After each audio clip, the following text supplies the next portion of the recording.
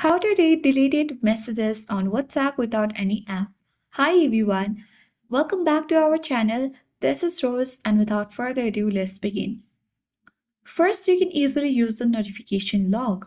For that, open settings on your Android phone. Scroll down, navigate to notifications and status bar option. Now tap more settings option and select notification history. Here you will find all the past notifications, including deleted WhatsApp messages that appeared as notifications.